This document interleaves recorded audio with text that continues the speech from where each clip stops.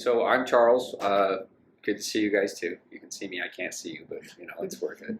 But no, yeah, like you said, I was invited on here because we've known each other for a long time. We've kind of seen each other grow up in the same environment and atmosphere, so it gives us a good take on to have some really relevant conversations around trauma and where we're at with it. Myself, I have PTSD. I've been diagnosed with PTSD and as well as MDD, or major depression disorder. And it's been a struggle. I think my diagnosis was 3.5 years ago. However, I've felt the symptoms of it since I was like 12. So a lot of these things that I'm hoping to kind of get out of this is to help other people recognize what PTSD looks like, not only in themselves, but maybe in their loved ones or coworkers, to help provide communication techniques around those areas, because that is one of my main focuses in being kind of a GM. You learn how to communicate with people on different levels. And part of that is being able to communicate effectively to the individuals who are suffering through PTSD or whatever it may be. So the goal is to be able to jump in here and see if we can apply some of those experienced techniques that we've used to help others get on the same page when it comes to the conversation around mental health awareness. Now, you were diagnosed with complex PTSD, and you live with a roommate that we grew up with in the same hood, so to speak, that was also diagnosed with complex PTSD. So how do you separate your own trauma when dealing with their emotional reactions? That's a really good question. So diving right into it, right? Like, obviously, PTSD is one of those things that affects more people than we really realize. Just to be kind of pointing this out, the three of us grew up in the same neighborhood, and all three of us have a diagnosis of PTSD. We do. And we have, we grew up in a very, what would be considered safe and caring and loving environment. To the outside world, yeah. To the outside world, and I think everybody has this. So I guess really the best way to answer your question is, it took me time to recognize what I had, and why I did some of the things I did. And part of living with somebody who experiences the same diagnosis and thus the same symptoms is being able to look at what they've gone through and recognize their symptoms. And it is so hard to live with somebody who has this diagnosis and also have the diagnosis, because you can play off of each other, and you can, their emotions can deeply affect your emotions, or vice versa. The one beautiful thing about this is PTSD is not well understood by a lot of people. From a clinical standpoint, even down to just an emotional standpoint. It takes a lot of time, it takes a lot of trust, and a lot of genuine kind of heartache and empathy to be able to get down to the core of your issues. And so in doing that and living with somebody who has that same diagnosis and thus that same journey, it does me well to be aware of that and to be aware of the fact that there are times where I need help and would want help, and because that exists in me, it must exist in her or other individuals, and it's because of that reason that I am constantly trying to stay vigilant about what I am doing that affects others, if that makes sense. Right. And how do you support her in these times? Yeah, so it's one thing to sit here and say, hey, I want to be supportive, but yeah, like getting down to the nitty gritty of it, one of the things that we've done is we've had conversations around it. She supports me and I support her. For real world examples, I have extreme anxiety around just public places and having things be crowded, and I can't function very well, to the point where I have a panic attack. And I've let her know this. And so part of it is communicating the needs, right? Hey, look, and the conversation was along the lines of, look, I don't do well in these scenarios. And what happens to me physically is I get so overwhelmed that I can't talk. my ability to talk shuts down. And so for somebody who recognizes that I'm not being normal and that I'm like looking around like somebody who's having a panic attack and I can't verbalize that, I need her to be aware of what I need when I can't explain it. And that's a conversation that has to be done in advance of these things happening. It's a conversation that you should have with any loved one who suffers or deals with PTSD or any type of mental health issue. And it's a conversation that you should genuinely have with your employees. If you're an employer who sees this in some of your employees or some of your staff. Right, and you've been there. So going back to kind of the personal side of things, with supporting a loved one, what advice would you give others who might have a spouse at home or a significant other or a roommate or a best friend who has these emotional reactions, and what they can do in order to create safety around that individual? There's a lot. There really is. It's such a complex question that has a lot of answers. So let me try and prioritize it. I think that the most important thing is to be aware of yourself and your own investment into the relationship. And what I mean by that is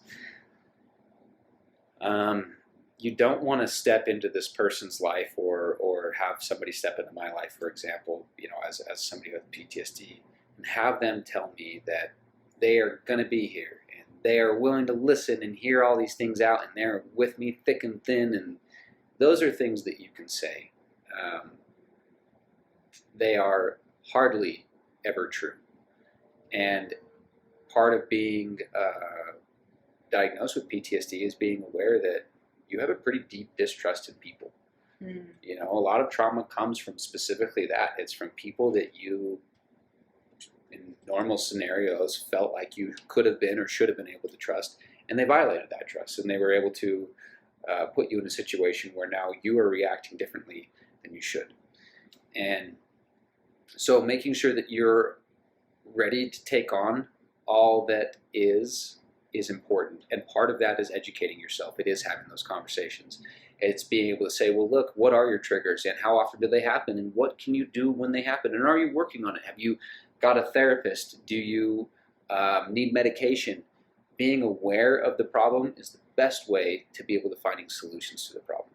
I love that. It's so true, though. And because how many times have people looked at someone and they weren't aware of what was going on, and then they just, they say, well, they're crazy or they're mentally unstable or there's something wrong with them or, instead of integrating them. And that's something that as somebody with a mental health disorder, right, I want to change the conversation around it, because a lot of these things individuals will treat you as if you're broken or that you're not employable. Like, honestly, that's one I feel and hear a lot. Yeah. Or that you're too crazy for me to deal with, or that your emotional outbursts are just too much, right? There's a lot of these things, and yeah, that's real. That's totally real. I get that. It is difficult to deal with somebody who is experiencing an emotional flashback, because a lot of times these emotional flashbacks are times when you were 12 or 10 or younger, or something along those lines. And so it genuinely is the reaction of a child coming out in an adult. That's hard to deal with. And I think prioritizing wise, as far as being able to approach and communicate with this person, you have to be aware of that. So first things first, make sure you're willing to put in the time that it actually takes to help this person. If you are a fly-by friend or somebody who maybe you yourself just don't have the mental capability or the energy that it takes to help this person, be aware of that. Let them know that, hey, I can help you with X, Y, and Z, but that's it. I've got to draw my line somewhere. And professionally, boundaries. We call these boundaries. Yes. Exactly. Boundaries are super important. One of the boundaries, with my roommate, we both have PTSD. Mm-hmm. And so there is a boundary that I have where, for me, I take the exact opposite approach. I struggle with control. And so if my world is out of my control or if things are out of place, then it tends to overwhelm me and give me anxiety. Well, my roommate is the exact opposite. She struggles with the overwhelmingness of keeping control over everything. So in her mind, the second that she gives up control and just leaves things here and leaves things there is her giving into that side of her. We often find those power struggles, the power and control, because people who have been through significant trauma, especially complex PTSD, you've been out of control in these situations, so you want that control back. Well, the one thing you don't want to do is fight over it, right? You don't want to fight over the dominance. And part of that takes communication and kind of a foundational adult decision of, hey, again, am I willing to be in this? Because if it, push comes to shove, there's nothing that I can say or do personally that I can say or do that's going to change my roommate's attitude towards this. I love that. So the only thing that I can do, or the only thing that I have control over, is communicating that there is a line, and that while I'm willing to accept that you are who you are and you live within your realm and that you have your needs, that you also need to be willing to accept I have needs. And when we hit that line, her and I, for example, we do it, I would say, probably every 1 to 3 months, right? Where one of us hits a line where it's just like, okay, that's it. I'm done. I've had enough. You need to do this. And it doesn't ever come from a place of really genuine anger. It is frustration, but the intention is to take care of self and other, right? And there's a lot of love there. There's a lot of trust there. There's a lot of communication outside of these trigger moments, like you said. That's kind of a pre-conversation that you have with the person, and knowing the boundaries and the limitations, and knowing what you can control and what you can change versus what they can control and what they have to change. What's theirs, what's yours, and separating the two into almost like boxes in your mind of like, this is their stuff, this is my stuff, and this is how we're going to deal with this symptom by symptom, step by step. Is that what I'm hearing from That's you? the balance, exactly. That's kind of what it boils down to, is being able to balance your needs with their needs. And it is a give and take, but I think any proper communication is give and take. I think that if you're somebody who wants to be understood and wants to get that person on the same page, well, then you need to sit down and start on the page that they're on and listen to where they're at first. And the only reason that you're going to be able to do that is because if you have a goal about where you want to be or where you want them to be, you have to understand where they're at in order to give them directions to get there. Part of going and living with my roommate that's been informative to me is I see these symptoms of PTSD, and it's so much easier to call out in her than it is myself, right? It's easier to look out than it is to look in, and vice versa. And where this is beneficial for us is we've developed a spot where we can communicate positive notes towards each other, or positive steps in the right direction for healing ourselves.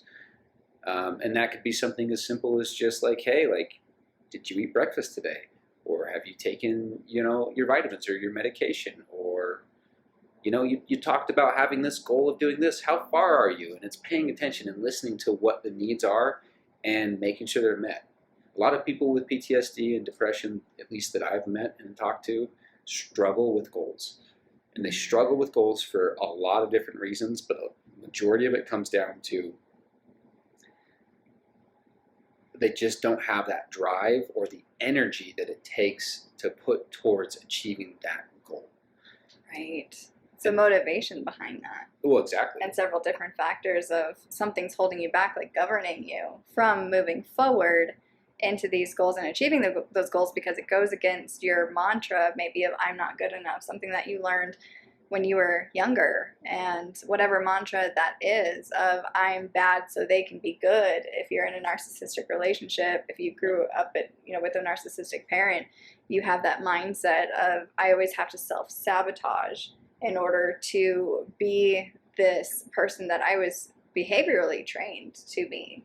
Well, and becoming and that's the process of going through trauma and being able to, once you've identified your past traumas and how they affect your current life, it gives you the ability to kind of guide who you want to be moving forward. It's a lot of power to give to yourself. And that's where I think, like, you know, starting with my kind of journey through being diagnosed and getting help and finding the right help, making sure that I'm talking to the right people that fits my life, has not only helped refine me as a person, but it's made me more of a complete person. Life in and of itself is about experience. There's really no doubt, no way around that, right? And if you look at life as a collection of experiences, or like a pie chart, and each experience that you have gives you a sliver into that, well, you're not going to avoid or be able to get rid of the experience of death or loss or pain or those things. Those are simply a part of life. That is a part of what you are and should anticipate experiencing during your time on this planet. I think that with that being said, individuals who are struggling with PTSD and or major depression disorder, or the 15,000 other diagnoses that they have, for individuals who are just, you know, need a little bit more. And it's really, it's not a bad thing to recognize that you may need a little bit more. The worst thing you can do is to have these symptoms, or to be close to diagnosing yourself or having someone diagnose you with these things and completely ignoring it. The body does keep score, and you'll either end up tanking yourself or your career, and you'll end up in a spot where you feel nothing but pain and anguish every day because you haven't actually sat back and looked at what you want out of life. And you brought it up that a lot of these diagnoses are comorbid, which means that they are closely related, from PTSD to ADHD to OCD to like alphabet soup. You've got all these things going on that we could just link to trauma, right? Right, exactly. And that's where you've got the medical industry, in my opinion, is kind of struggling, because they've gone through and individually categorized all of these people who have one small thing, and they've got a pill for OCD, and they've got a pill for ADHD, and they've got a pill for this, and before you know it, instead of addressing the actual issue, which is your trauma, and the fact that your day-to-day reactions are based off of something that happened irrationally years ago, or whenever it may have happened for you, all you're doing is adding fuel to the fire by adding a bunch of different medications. Because the second that you add a medication to an individual with a problem, and that medication only solves a symptom of the problem rather than the problem, is the second you start taking away puzzle pieces to the bigger picture of your brain and your mental health. The reality is your brain is a direct result of your intake, as far as food intake. It is a direct result of your daily thought, your processes, as far as like your waking up on time, making sure that you eat healthy and eat 3 meals a day or 6 meals a day, depending on where you're at with it. It's being aware of your relationships and giving yourself balance. I see a lot of people, especially here in America, where it's work and sleep, work and sleep, work and sleep, or it's school, work and sleep, right? And that's just all you know. And that's the only way that you think you can make it. When in reality, if you do the research and actually study it, the brain is more productive with 36 hours a week towards one individual subject. So when you're overdoing your brain, you're just taxing all of these things, and it doesn't help your mental health at all. As a matter of fact, it doesn't help your physical health at all.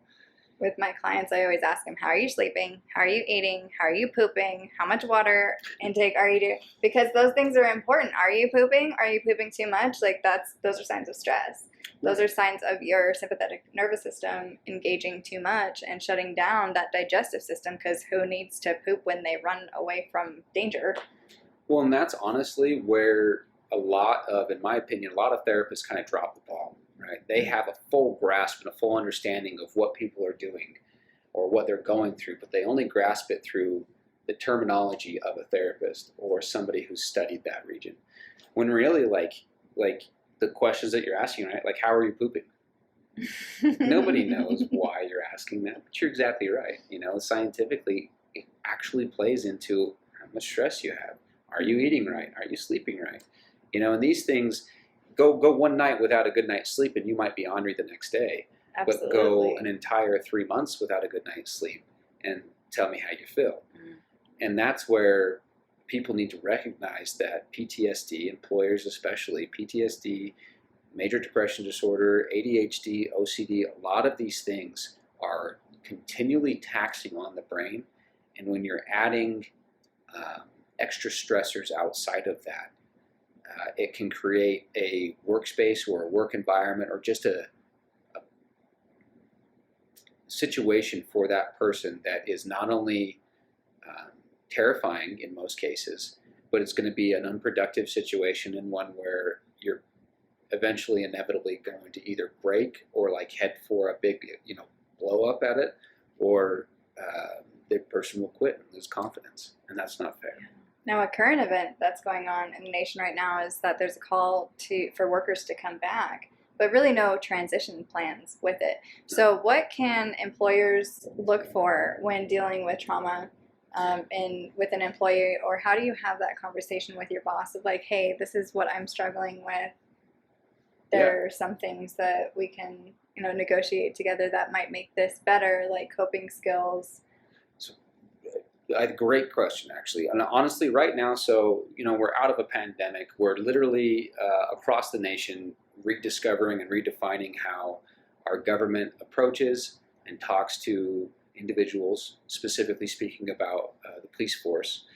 And a lot of different police forces are now implementing mental health experts to these scenarios. And to be honest, it's much needed across the board, not just in the police forcing. Leaving this pandemic and even going into the pandemic has brought out more mental health awareness than I ever thought possible. And while we have this awareness out, we're also getting more people who are recognizing that they fall into these categories. So if you are a business owner or a major corporation and you are getting people back to, the day-to-day jobs, it's going to be in your benefit to be able to address this head on and have a plan for a conversation and have contingencies, because your workforce needs it. Now, it could be as easy as like asking your employees every so often, like, how are you doing? What can I do to serve? Sure. What can I do to help this transition easier for you? Or even with like the trauma, not pandemic related, how can they serve or help support their employees?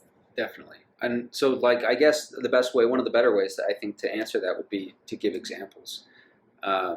I have PTSD, and because I've been diagnosed with PTSD, and there's a few different ways this could go, right? I'm aware of my diagnosis. So for me, as somebody who's aware of it, I took the time to go to my employer at the time and explain to them, I have PTSD. This is what it looks like for me. I can't talk.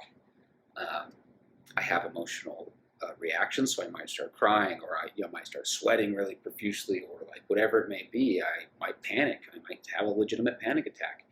And I have medication for this, and I have people to help for this. And if this does happen, I need a day off, or I might need to leave work, And right now, as it sits, as far as I'm aware, and I don't want to misspeak about this because I know it's different in every state, and I think every company has a different approach to this, but the majority of companies offer FMLA for situations just like this. Past a certain point, right? You have to be employed. You have to be employed for an entire year before you're eligible. So if you can't keep it together for a full year, well, you're probably going to lose your job. Mm-hmm. And that's what unfortunately happened to myself, and it's happened to many other people. And you see it in a cyclical pattern of like not being able to hold a job because of these emotional reactions that you're having that are really unexplainable by you because you can't find the words to say it, mm-hmm. or to have these conversations with people that, especially with trust, because if you have trauma, you really don't trust anybody. So how do you find safety in having those conversations with others, and then employers being receptive to these conversations? Well, not only that, losing your job for something that you feel you have absolutely no control over. Yeah. It's not like you were doing something goofing off or something. Like you literally have a medical event and then you lose your job. Boy, that kills the ego. Right. And you're already a negative person. It just drives you down even more. And it's so hard. So I think that if you're an employer, you should be aware of what you create in other individuals. And that includes atmospheres. That includes job titles. That includes the way that you talk to them or approach them. Mm-hmm. You know, like, I'm an individual that I love to help people. If you come to me and approach me from the right thing of like, look, man, I'm really struggling with this, you know, paper or this project. Can you sit down and read it, you know, read through it with me or help me discover it? I'm there. But if you sat there and just showed up and were like, read this paper and let me know what you think, I wouldn't give you the time of day. Right. And I think employers need to recognize that as well, right? It is a mutual respect. And if you want these people to perform well for you, then you have to be able to recognize their needs as well. You know, my employers, in my opinion, have failed a lot in the past. There's been attempts in different ways to try and kind of appease certain aspects of the symptoms that I've had. But in my opinion, all in all, it needs to be completely revamped, and there needs to be a federal law or mandate or something like that in place that helps protect individuals who are losing their jobs over mental illness that they really have no control over. And as an employer, I think if you jump on the front side of this, and this, sorry to trail off, but to go back to your question, right? Like, some of the things that you need to be aware of are, A, is this person diagnosed? And if they are, how do I talk to them, right? I mentioned earlier how I went to my bosses and kind of gave them an example of what I have and what I need and what it looks like, and they were okay with it, right? And the reason I did that is because I am completely, you know, and to put it for terms for people can understand, I'm completely normal for 6 months, and then something might happen. And then I lose it. And either I'm super quiet at work and can't talk and look like I'm having a panic attack just quietly, like, you know, or, you know, or in past, I've been able to kind of fire back at people, right? Like, when I feel attacked, sure, I have a hard time not coming right back at them and firing them. Well, I'm not the, you know, in collections, well, I'm not the one that spent all that money, sir. And there's different things that are appropriate and not appropriate to say. So, me recognizing that and knowing that I needed a safe space and needed to be able to vent, you know, and losing my job, that also is something that my employer was aware of but did nothing about. Had they done that, had they sat down and said, boy, this guy is way good at being able to talk to people and negotiate, but when he gets yelled at and screamed at, he can't handle it, or he doesn't want to, right? Or it's not the appropriate response. It's just not the realm that I'm in. And I have seen you grow from this kind of volatile, angry, reactive person, especially in the workplace, to an employer, having employees and having that self-control over, okay, these are my emotions, and I am aware of what this does to me, how it is in my body, and how it's affecting me, and what I want to do, right, versus what I need to do because there's this other person who has needs too. And keeping that professional boundary, but also a personal boundary with that person of like self-respect, of like, and mutual respect of, I'm going to respect myself and my boundaries, but I'm also going to respect your boundaries. And that's the foundation of trust, right? Having those conversations around boundaries is important. So if you're an employer sitting with an employee, and maybe this employee is undiagnosed and they just aren't familiar with it, and maybe it's not quite trauma or PTSD that they have, but you have somebody who has an emotional outburst, who has something that you just can't explain. Don't get mad at them. Don't freak out at them. Don't scold them. Get on their level. Try to understand, hey, like, what created this, you know? What employer wants to hire somebody so that their employee can come to work and be stressed out because of stress, less effective at their job, and genuinely hate their job? It's not a good environment for anybody. So if you're an employer listening to this, make sure that you create a good environment for your employees. And if your employees are individuals that need, you know, in my case, an extra break, you know, that was something that I had worked out with one of my call center jobs, is to take just an extra break every hour, just an extra 5 minutes for me to clear my head or walk around the building. And that was so beneficial. And it wasn't necessarily the walk that was beneficial. It was the camaraderie and the acceptance of the company that was super beneficial to the entirety of the situation.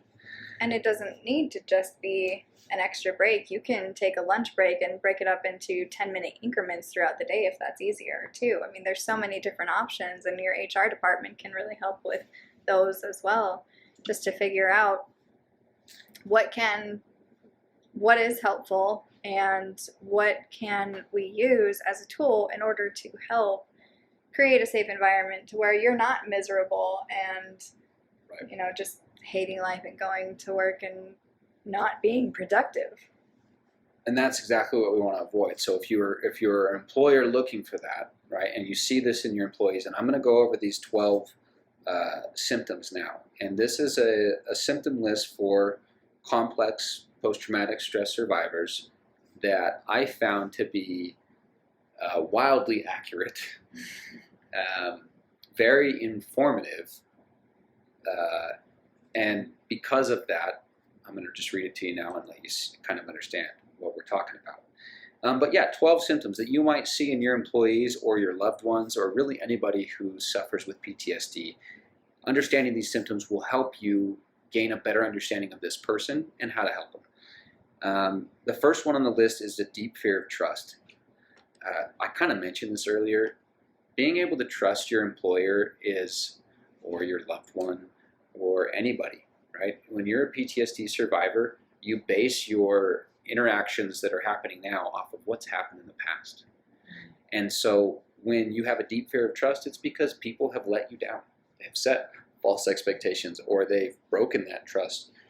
And that's instantly a no-no. So don't make promises that you can't keep. We mentioned this earlier. If you're not willing to put in the time, don't do it. And that's part of trust, being able to trust somebody. The second one here is terminal aloneness. This is described on their website as feeling like you can even be in a crowd of people, and yet you're still the only person trapped in a glass box, not able to touch or connect with anybody. That is a feeling, right? That's an attachment as well, an attachment issue. And that's emotional. And that's something where when you tell somebody, who has PTSD, that you care about them and that you're part of their family or family, as it was said in one of the corporate jobs that I had, because we're so close because we're friends and family. And then you spend 40 hours a week with these people, you develop that relationship. Well, people with PTSD are already skeptical of trusting people. They already feel alone. So when you try to breach that realm and make them feel more welcomed and more trustworthy of you, you've got to really make sure that you're not ripping the carpet out from underneath them. Otherwise, you're setting them up for failure. And that happens all the time in corporations. Mm-hmm. Number 3 here is emotion regulations. What this can mean for a lot of people is exactly what it sounds like. I personally have a hard time regulating my emotions. For some reason, I will just cry out of nowhere. It happens. It's like something hits. It's dust in the air, I swear. But it does. It hits you, and it's like, man, for some reason. Seasonal allergies. Yeah, I've got just 100% emotional, or sometimes I'll be angry for no reason. Mm. Or I've woken up before, and I've just been so tense, my neck, everything's so tight, and it's like, it's anxiety, and I don't know why. Well, these are the emotional flashbacks that you were talking about. Yes, yes. And I know a lot more now than I used to. Yeah. And that's actually number 4 on here, which is exactly what you're talking about, emotional flashbacks, where your body's reacting to an emotional event from the past. And those happen to be, again, one of the things that I struggle the most with is emotional flashbacks. Number 5 on their list is hypervigilance about people. This is hey, maybe you meet somebody at the park and you need to meet friends or whatever it may be, or your goal is to try to get more out into society, but you instantly shut people out. Number 6 on the list here is loss of faith. I am not a religious person. I am atheist. And it's interesting to me because my experience with religion changed when I was 12, which is when one of my larger traumatic moments happened. It's actually when my little brother died. And I recognized this process of losing faith only as an adult. I didn't recognize it when it was happening. But it's as simple as it sounds. It is losing faith in something greater than yourself, and sometimes even losing faith in yourself. And to put it into context for people who may have gone through similar things too, we grew up in a very faith-based culture. Yes. Everything was about a bigger plan and making sure that you knew that it, no matter what happened, it was supposed to happen. It was just outside of the realm of your understanding. And that can be really devastating for a tribe-wise when you're trying to connect with others who haven't lost faith in or hope or some sort of forward direction in their life, and sometimes you feel stuck in these emotions where you can't get out of it, and you're trying to connect with people but they're just not on the same wavelength, which can be really traumatic because you're trying to connect with your tribe. Well, and it's speaking the same language. It's making sure that the person who's needing that emotional healing is not only it's one thing if I relate it, and I'm not trying to discredit any religions. I actually think that there's a lot of benefits to religions. But I kind of equate it to telling a child about Santa Claus. We use this for kids all the time in America, right? Like, behave because Santa Claus is watching. And all of these facadal things, right? But when that kid does something, like, for example, this will be kind of hit and miss depending on parents, but maybe a kid's in elementary and he gets in a fight and he sticks up for himself and knocks the other guy out, right? Is that right or is that wrong? And depending on where you're at in your parenting mindset, either Christmas either just got canceled or you just got a better toy, one of the two, right? Right. And so religion, I feel, is very the same way. If you're not on that same page of motivation, if the kid doesn't believe in Christmas, then whatever you say isn't relevant to them. And so when it comes to like talking to anybody about trauma, make sure that you're on that same communication level. Yeah. For me, as a kid, when I was 12, people talked to me all the time about religion. They told me, hey, your little brother died, he's in a better place, God's got a plan for him. Now, the worst one that I heard people say was that God loved him so much that he couldn't stand to be without him any longer. He came down and he took him. And here's the thing, right? That may make you, the person saying that, feel better. Mm-hmm. That's all it does. It makes you feel better. The person who is experiencing the loss, I've never met, and I've talked to a lot of people who have been through loss and grieving. I've never met anybody that appreciates those comments. I call it funeral speak. I don't know what to say, so I'm just going to say something that makes me feel better, that hopefully makes you feel better too, but not really understanding what is going on with you. And that's where the clarification comes in of like, how are you doing? How are you feeling through this process? Like, how are you grieving? Tell me about that before I insert a comment that really doesn't help. Well, and that's where understanding death and trauma in general, I think, as a whole, is something that people lack. And the only source that they get is either through tradition, which is mostly through your family, cultural and social, or they do what we've done, and they take a deep dive into their brains and try to figure out the traumatic side of things, and that loss is inevitable, and so on and so forth. For me, like with religion, as far as like loss of faith goes, I figured that the religion that I was around the most just didn't have the right answers, but one of them did. And this is why I say I love religions, because it's extremely poetic to me to be able to have 100 different variations of mindsets or perspectives of life try and explain the one concept of death or loss. And I think that it's important to know that if you are somebody who's grieving or has had PTSD or is receiving this type of advice, understand the intent. It's one thing to have somebody walk up to you and say, hey, I am so sorry for your loss. I know exactly how you feel. Yeah, I hate that. And inside, that's, to me, I'm just like, no, you don't know how I feel at all. And I appreciate you saying you're sorry for my loss, but everything you've done is just going to make me feel awkward. You don't want to say that to that person because you have to recognize their intent. But you have to be also truthful. If you really don't know what to say, just say, like, I have no idea what to say here, but I'm here to support you because I could only imagine what this feels like. Right? Or even as something as simple as a question of how can I help? How can I help? How can I support? Right. Loss of faith is huge. We could go on for days with that. So keep in mind, like with this list, these are some, not all. Some people may experience all 12. Some people may experience 1 or 2. It just depends. So keeping your eyes open to the possibility of what these are and what these look like in different scenarios is important as well.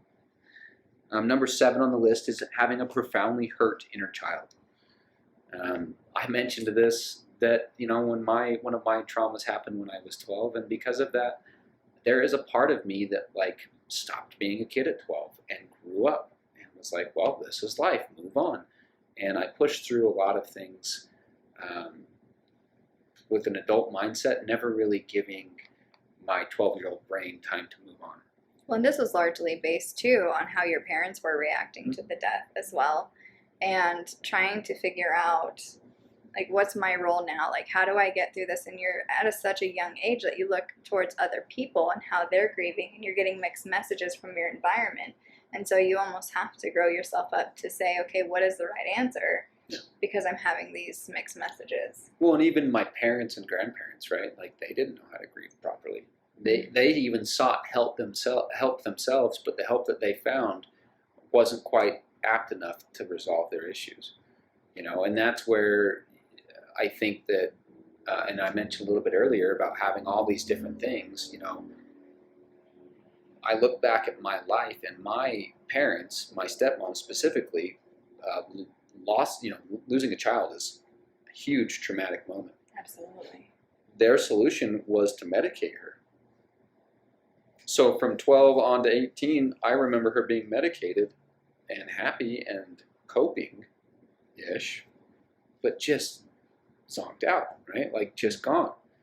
And to a point where other people were making excuses for the scenario of, well, she's experiencing the loss of a child, so let her do her thing. And it's like, okay, I get that. Boy, that's really not actually solving anything, right? Like, all you're doing is numbing out and pushing the problem down the road. I think, too, that when it comes to the idea of having a profoundly hurt inner child, that is one of the more difficult ones to not only recognize in yourself and in others, but it's a difficult one to really address because you have to look at an adult as a child and move forward from there and figure out what that child needs. Well, and that's part of your work too, right? I think 95%, if I were to quantify it, I would say 95% of the people that I work with, I have to work with their inner child. And I constantly ask myself as a therapist, like, okay, what age am I dealing with right now? So going back to your roommate with the emotional reactivity, sometimes that can look like a 6-year-old tantrum. And that's what you're dealing with. You're dealing with her 6-year-old self. And when you are reacting to that, you're also dealing with a child within you that's reacting, that's connecting with that. So you have to separate that in order to understand, like, kind of what's going on and what are you really dealing with. And then your work as a person, inner child work, is huge when dealing with your own trauma. Yeah, it's being able to recognize it. It's definitely, it's one of those symptoms that is very, very common and not really discussed or approached in any type of consistent way, in my experience so far. The next one on the list is helplessness or toxic shame. And I kind of touched on this a little bit about getting fired from jobs for having literally a PTSD emotional flashback and not being able to find proper medication at the time. I got fired. And then I couldn't find another job. And then the pandemic hit. And it's like, oh my goodness. So here you are sitting as an individual with what I consider to be a pretty good resume. I've got a great work history. I've got a great work ethic. I'm intelligent. I have a lot of potential. I'm 32 years old, right? Like, if you get me started with your company now, I'm a company man, which means you have the potential for having a motivated, intelligent individual step up to any idea that you have and push forward for the next 30 years. That's amazing. Yeah. What an amazing candidate for work I should be. Well, and you are. Right. And your work ethic is ridiculous. off the charts. And you have helped set up several businesses. And so they see, I think employers especially, like, I think that they see high functioning individuals and they look at you and they're like, oh, you're capable of this. Why are you acting like this? Right. And so, but it's that control factor of like, okay, let's keep everything together. It's almost that meme of that cup where you're like holding onto the handle and everything is broken, but it's like connected to this one piece of the mug, and then the mug is like held together by a thread, but you're like, it's still functional. It's still a mug. Yeah. No, it's exactly like that. And that's where,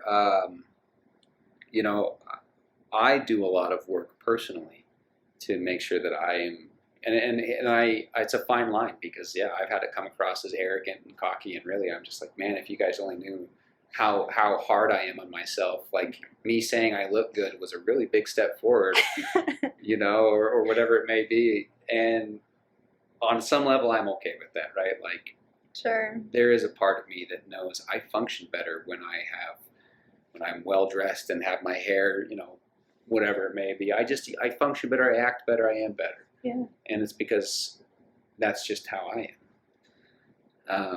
So hopelessness and toxic shame are one of those things that people consistently and constantly fight. And having scenarios that are out of your control, like a mental illness, and then have the consequences of that be completely negative, do nothing to help that process at all. So if you're an employer and you're thinking about firing somebody who just had an emotional reaction, think twice. Eventually, I imagine that there will be laws to protect individuals like that.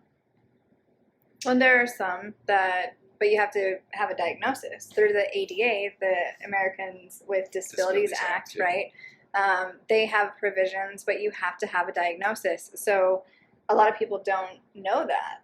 Right, and they're leaving themselves really kind of cutting themselves off at the leg there, because they're leaving a lot of resources on the table. And that's another reason why I'm glad we're doing this podcast, is to bring these resources out to people so that you know what your rights are, so that you have an understanding of not only where you are as a PTSD survivor and kind of some of the common language and commonalities that we all are going to experience, but if you're somebody who doesn't have PTSD or trauma in general, then or maybe it just doesn't affect you, then you can look at that and say, okay, well, maybe I can provide resources for my employees.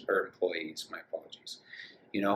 It's one of those things where if you step up as a leader and actually show people, hey, you do have access to this special accommodation, or maybe we can help you get this, or give them a few steps. That's all people really need.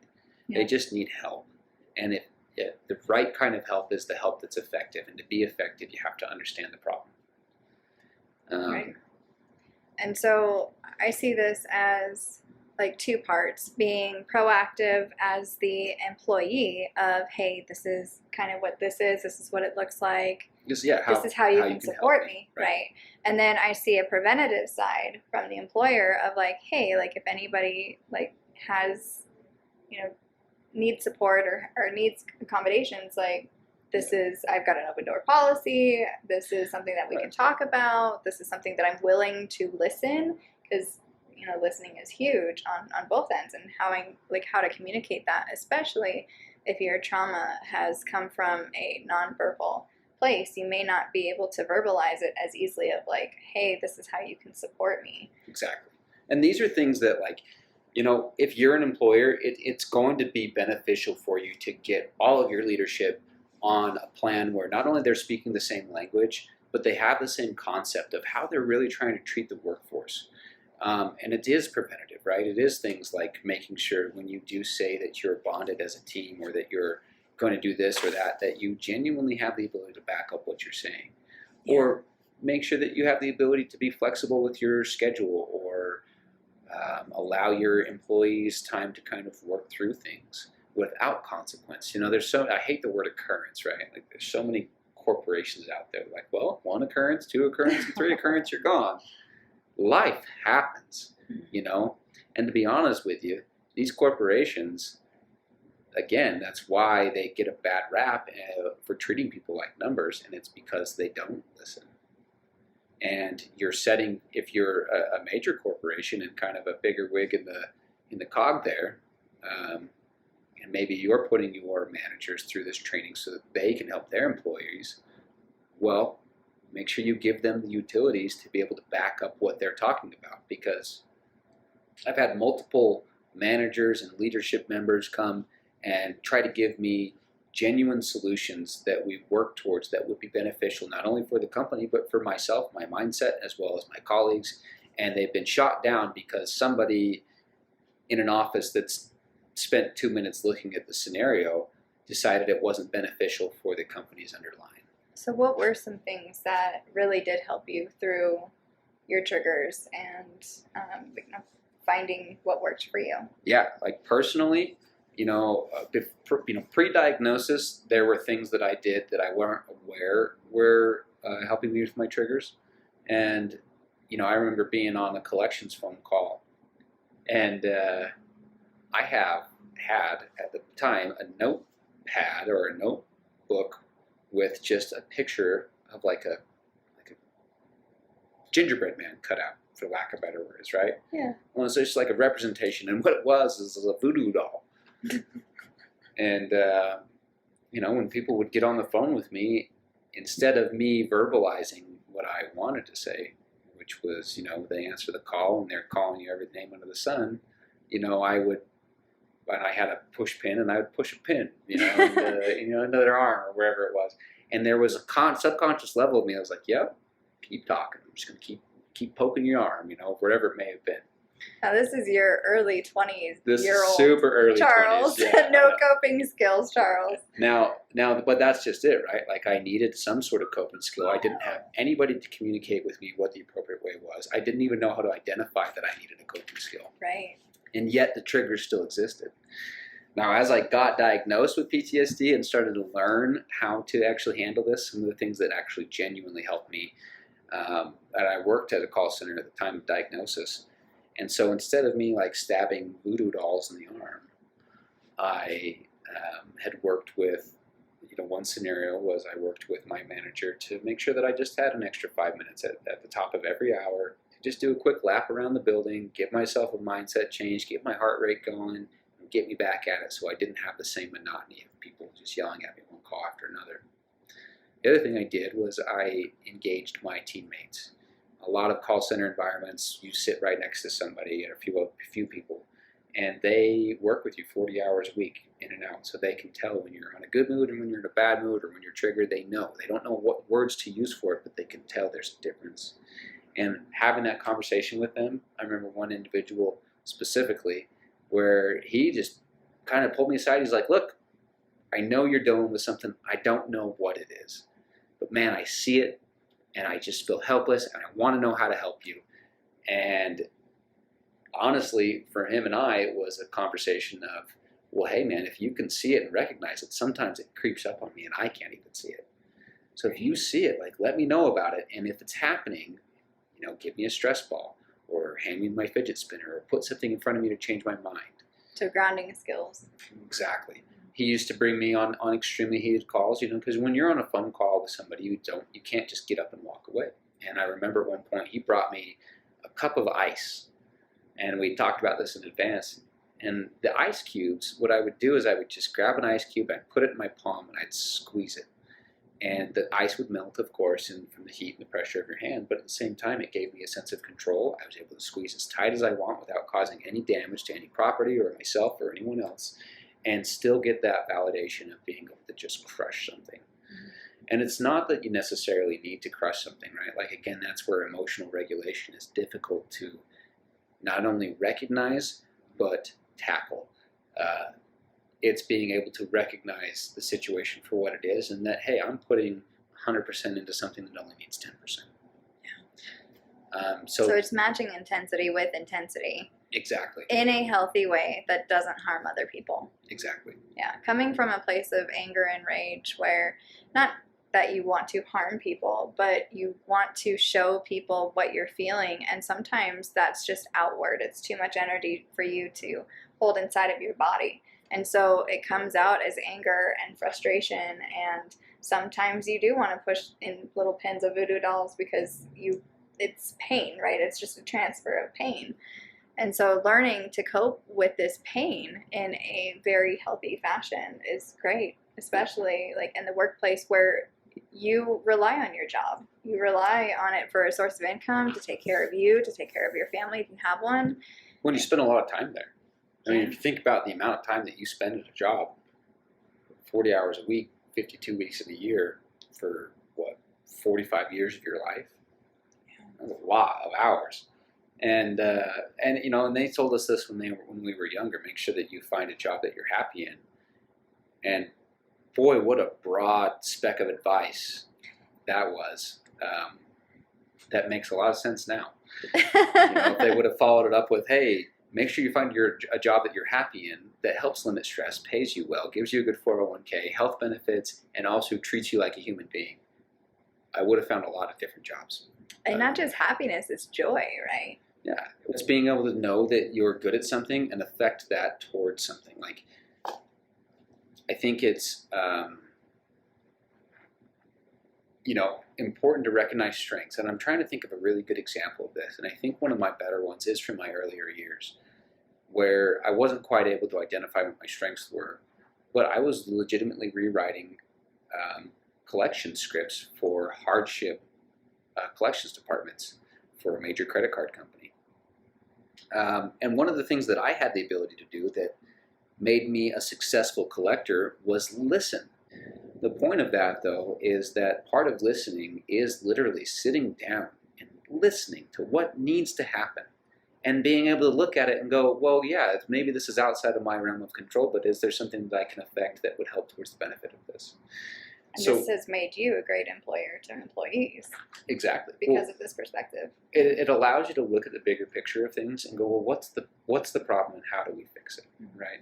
In the majority of jobs that I've had, and that includes being small man on the totem pole or being the big fish up top, right? It's, I have a problem and I need a solution. And whether you're finding as an employer the right employee to be able to delegate that solution to, or vice versa. Maybe you're an employee and you know how to do something, so you want to be that person that goes to do it. You can actually take these conversations and have them with your employer, like I did at one point, which was, I'm way more comfortable sitting down and coaching my colleagues than I am sitting down being coached. Mm-hmm. Right? I don't take criticism well, but I'm happy to give it. Which is something we can all work on. So when it came to like being able to discuss these things in a work environment, bring it back to sort of the trauma thing, it was taking my experience of listening to customers, listening to people cry or laugh or scream or whatever it may be, or listening to terrible events that had happened to them that had caused them to get, houses that had burned down or job loss or whatever it may be that put them there. I was able to take that ability to learn and listen to people, and then actually take my mindset of wanting to help people and wanting to apply that. And I was able to write some great scripts instead of telling people, hey, you're late on your payment, you need to pay it. People don't create problems purposely, most people. And when problems are created, it's one thing to let them know. It's a whole other thing to let them know this is a problem. How do we fix it?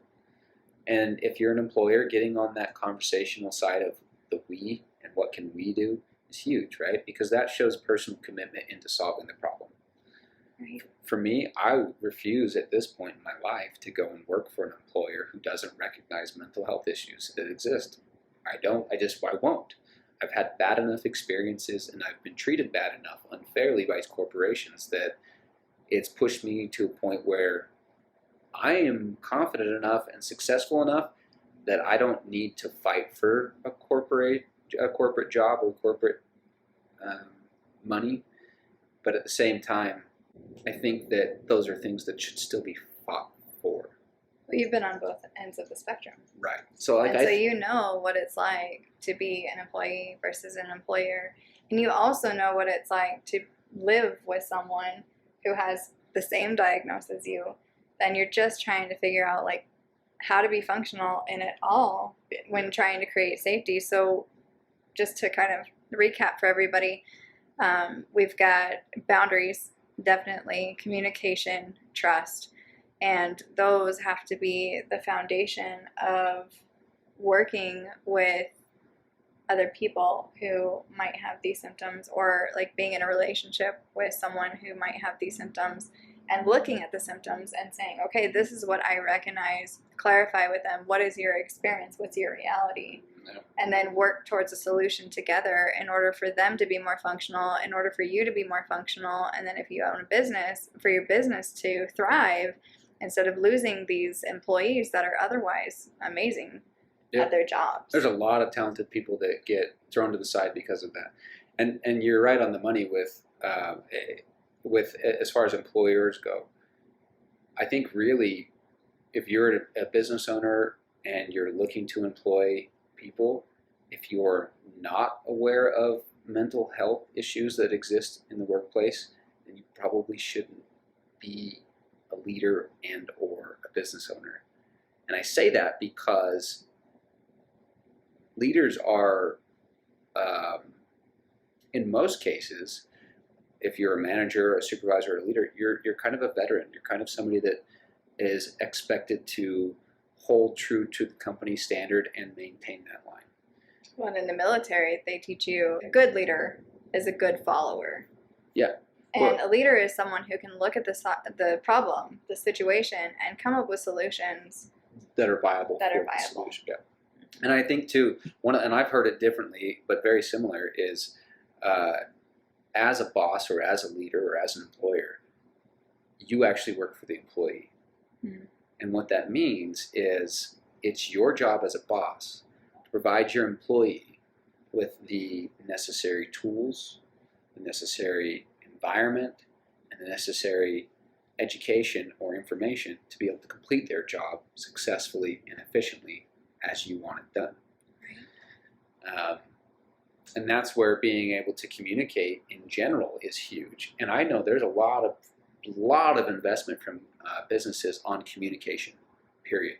Point blank, just communication across the board. And it's being able to make sure that you use the right terminology and that you speak in terms of teams and that you don't offend anybody. And that is extremely important. But let's take it one step further and let's say, well, how do we communicate not just with our clients or our business, right? But how do we communicate with our staff? How do we communicate with each other? What does that conversation sound like? Are we making it available? And if we make it available, is it just a conversation or is it something that we can take action towards? Mm-hmm. Is it something that we can implement? You know, I don't know statistically on this, but I would imagine that if you were to take a company like you know, I'm just going to throw a random company out there like Target or Costco or whatever it may be, and you were to take a survey about how many employees have one of those alphabet soup diagnoses, right? I would imagine that pretty darn close to 40%. I don't know. I feel like the number would be higher than anticipated, though. And you would find that a lot of your employees on a personal level struggle with this. And if it's on a personal level that you struggle with it at home and it's a mental illness, well, guess what? It doesn't change just because you clocked in. You still struggle with it. Mm-hmm.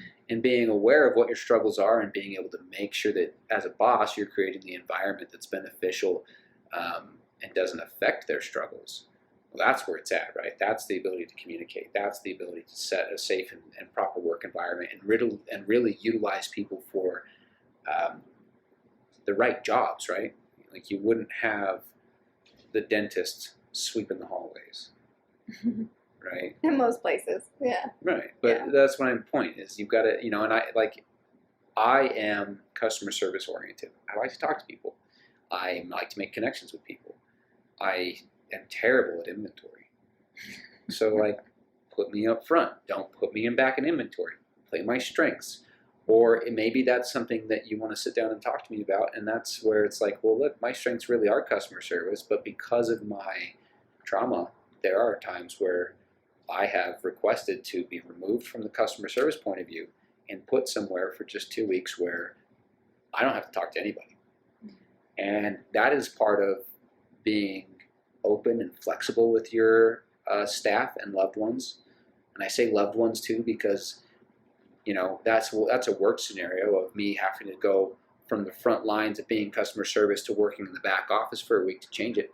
But the reality is you might be a mom with 3 kids and soccer and grocery stores and 15,000 other things on your mind. that you handle.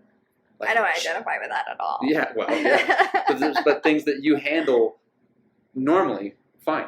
But they build and build and build, and you finally might need your spouse or your significant other to step up and take care of all of that for a week to give you a break.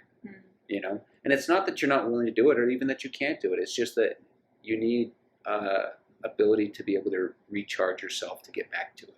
And that's a support system, right? Exactly. And building that community and building that trust. It's a foundation of balance in my mind. Yeah, balance with them. You know?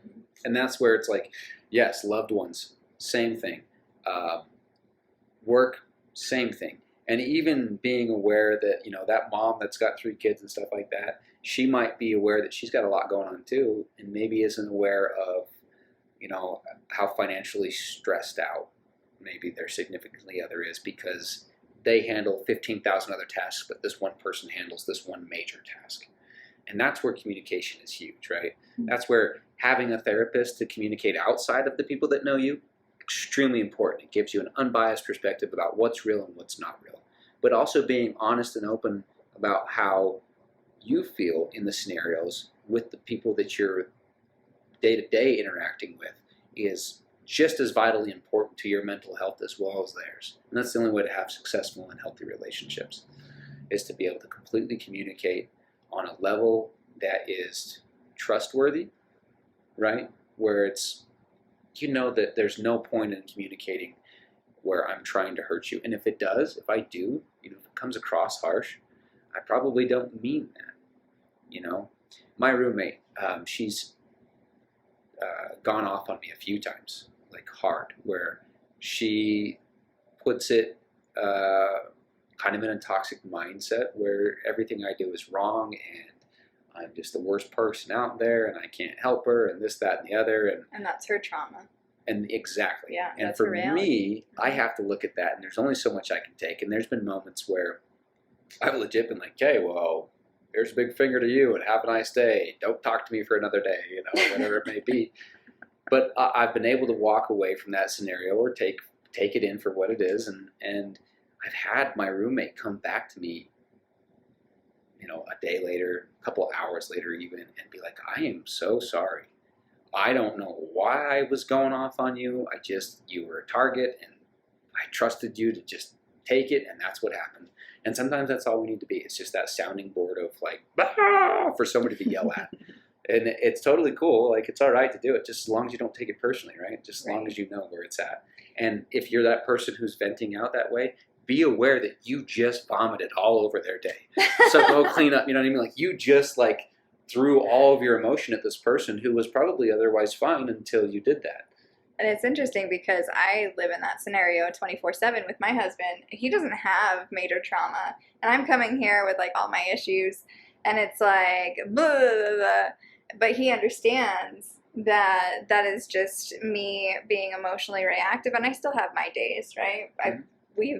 You and I have evolved night and day from where we used to be trauma-wise because we've learned these coping skills. But it's just funny that you live in an environment where it's like 2 triggers, whereas I don't have any, but I still, and then I feel like the bad guy sometimes because it's like, well, I don't want to hurt you. Like, I don't want to put my trauma on you, but he totally understands and is super supportive of that piece of me that's more of a,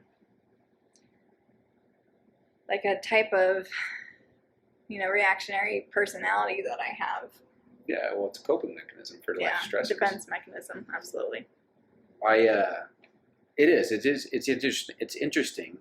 And here's the thing, right? Like even with each one of these relationships, like we mentioned kind of at the beginning of this, be willing to put in the work. You know, like you said, your husband doesn't have any trauma, and I'm sure that you let him know in advance. No big T's. Yeah. No big T's. No big. But in advance of that, you know, like you let him know, and it sounds like you guys have had conversations around, hey, this happens. Oh, absolutely. You know, absolutely. And that's huge. That's important. That's a foundation of trust that now you feel comfortable to be able to go home and do that, right? Yeah. But imagine if you didn't trust your significant other, or if he didn't give you that space to do it. If he was like, look, I can't handle it. Keep it crazy to yourself. That's something like, and I don't mean, you know, wrong terminology, right? Don't ever tell anybody they're crazy. Keep your emotional reactivity. Yeah. Keep your emotional reactivity to yourself. Yeah. It's just not something that you want to hear. Right. Because that's not the person, that's something that a random stranger can tell you. Mm-hmm. You know, if you're being emotionally reactive at Walmart and crying because you found out that dog food was on a sale, and yes, people have cried over that, and I'm not saying it's actually about the dog food. It's literally like I've been in a grocery store and seen people standing there and just like something hits them and it's like, oh my gosh, they start crying. And you know, for me, from my perspective, of course, I make a joke out of it. I'm like, well, the price of dog food has not been that low for so long. I can see why they're emotional. Humor helps sometimes. Humor does help sometimes, but at the same time, like, you know, as a stranger to that person's environment, to their world, I didn't want to walk up to them and give them a hug or tell them, hey, like, it's going to be okay. I don't know. I don't know what they were going through. Right. But you had I recognize it as the trigger. Exactly. Or had I walked up to him and been like, hey, like, is there something I can do to help you? Or maybe we can get you out of this spot, something along those lines. Mm-hmm. As a stranger, that's totally fine. Yeah. And those are things that are important to recognize, that when it comes to being able to, two sides of this, right? To being able to trust people, because we, as PTSD survivors, we just don't trust people. So to be honest, like, if somebody were to walk up to me while I was having a panic attack and it was a complete stranger, I would be so embarrassed that I was having a panic attack that I would do everything in my mind, or everything in my power rather, to try and seem normal and let that person go so that I can freak out in private. And that's me not trusting that person to be able to handle my freakouts. Mm. When in reality, if I were to just be like, calm down and be like, oh my gosh, this person's just trying to help me, and get a clear mindset and get on their space, right, of what can they do to help me, and really actually answer that question, it would be, sir, please take me away from this place, or maybe you can help me find, or maybe you can call somebody for me, or, you know, and there's different things that we need to learn how to trust people to be able to do for us. And that's, again, where if you're an employer and not just a complete and total stranger, having access to those answers is huge. You know, when my roommate had a panic attack at work and had to leave work, there's not a single person there that, A, knew what was going on, because, again, it's something that people are reluctant to tell to employers because it's viewed as a negative thing. Mm-hmm. So then when it happens, her employer and her colleagues are completely shocked, don't know what's happening, and don't know really how to approach it, or what to do about it, what even to call it. And so all it does is create this instant, like you're ostracized as an employee because of this incident that happened. When, in my opinion, if she would have had the conversation in advance, or if her teammates would have, or, you know, her boss would have actually talked to her about it, they would have been aware that PTSD is a mental injury that can be physically demanding. And there are triggers that are going to happen, and when they do happen, this is what it looks like. And call this number, or call this person to help. If you don't want to be that person, if you don't want to put in that effort that it takes, I get that. We mentioned that earlier. It's a lot. It is a lot. But you know what? If you're that person who's just like, fuck it, thick or thin, I can handle this. I can take on what you can take on, and I'm here from start to finish. If you have that mindset, if you care about that person, then dive into it and help them become more in control of their environment, help them become more aware of their triggers, and help them discover that they're not broken. They're simply more complete in their experience of life. Right. That's all it is. Well, thank you so much for being on here, Charles, and sharing your experience both personally and professionally of what you've been through, and kind of what this looks like on both sides of either a relationship and or employee-employer relationship. Yeah, and I know that this was kind of an organic conversation, so if there's like direct questions or things that we went over that people have more questions about, or just want to dive in deeper to some scenarios, clearly I love to talk. I think that communication is one of my strong suits, and I hope that people don't hesitate to reach out with these questions, because I'm here. I want to communicate. It does take two, and I'm here. The best way to reach out to me genuinely is to reach out to you through Traumagility. And send me an email, traumagility@gmail.com, or reach me on Instagram at traumagility. Or if you have YouTube, just type in a comment and we'll respond to you. And honestly, if you get a recommendation, or if you have somebody that you talk to that you want to have a conversation with me, I can give my phone number and an email. We can kind of go from there.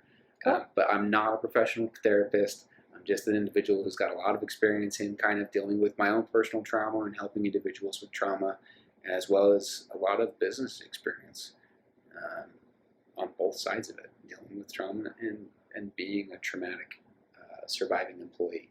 So again, thank you for the platform and the opportunity. I think it's such a great thing that you're doing. I'm looking forward to having access to some of these programs to help people with some of the resources that we have access to. So.